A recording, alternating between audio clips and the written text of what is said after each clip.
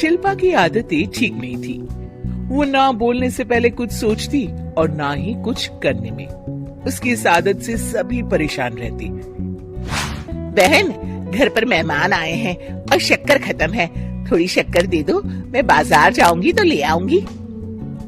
अरे शिखा बहन, तुम तो माफी करे, जब देखो तुम्हारे घर में कुछ न कुछ खत्म ही रहता है। अरे शिल्पा, चिल्ला क्यों रही हो? कहा ना घर में मेहमान बैठे हैं, सुन लेंगे। सुन लेंगे तो सुन ले, तुम लोगों की मांगने वाली आदत तो बंद होगी।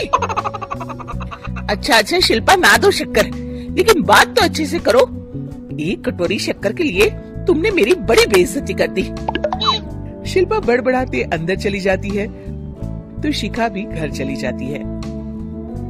माँ, क्या हुआ? अरे कुछ नहीं बेटा, पता नहीं कहां कहां से ऐसे पड़ोसी आ जाते हैं, जब देखो तब कुछ न कुछ मांगने के लिए घंटी बजाते हैं। अब घंटी बजे तो दरवाजा ना खोलना। पता नहीं माँ की ये आदत कैसे बदलेगी, किसी को कुछ भी बोल देती है, बोलने से पहले सोचती भी नहीं। शिल्पा की ये आदत दिन ब दिन बढ़ती ही जा रही थी। एक दिन शिल्पा के दरवाजे सब्जी वाला आया। सुनो भैया, मुझे ये भिंडी, टिंडे, लौकी और आलू के साथ 1 किलो प्याज दे दो। जी बहन जी। वो एक एक कर सारा सामान पैक कर देता है। कितने पैसे दूं? 220 रुपए पूरे। अरे इतना महंगा नहीं, हाँ मैं तो सिर्फ 150 दूंगी।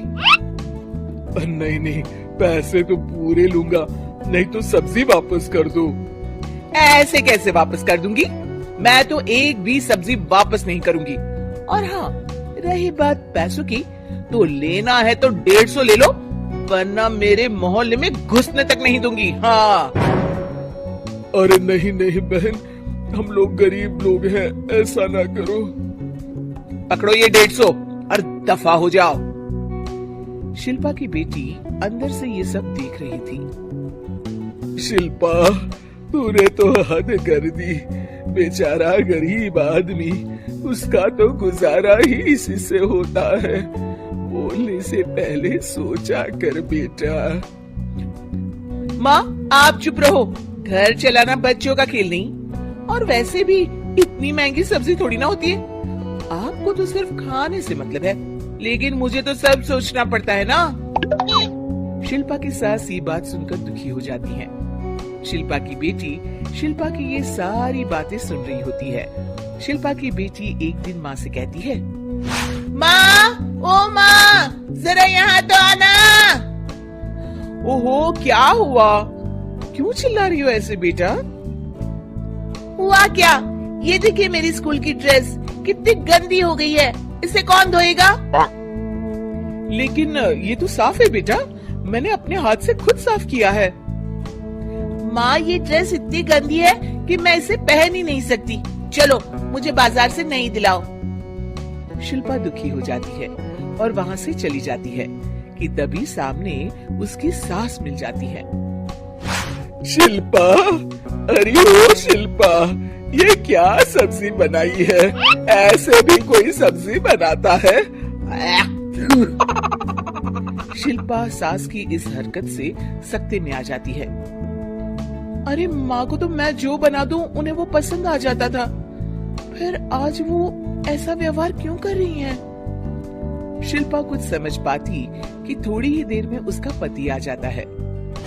अरे शिल्पा, ये क्या है? क्या हुआ आपको?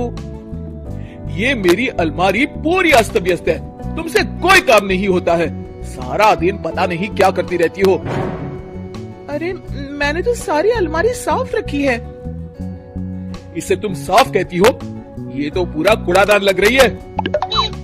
शिल्पा परेशान हो जाती है और समझ नहीं पाती है कि उसके साथ क्या हो रहा है। शिल्पा अकेले कमरे में जाती है और जोर जोर से रोने लगती है। तभी वहाँ उसका पति, सास और बेटी आ जाते हैं। शिल्पा उन लोगों को देखकर और जोर जोर से रोने लगती है।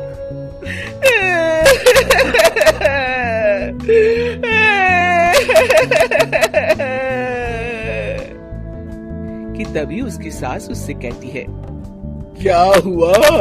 यहाँ बैठकर रोती रहोगी या फिर खाने को भी कुछ बनाओगी? माँ, पहले आप बताएं, आप लोगों को क्या हुआ है जो मुझसे ऐसा व्यवहार कर रहे हैं? वही हुआ है जो तुम्हें रोज होता है। मैं समझी नहीं। माँ, आज घर वालों ने आपसे बुरा व्यवहार किया तो आपको कितना बुरा लगा ना? हाँ, मुझे बहुत बुरा लगा। मुझे अच्छा नहीं लगता कोई मुझसे इस तरह से बात करे।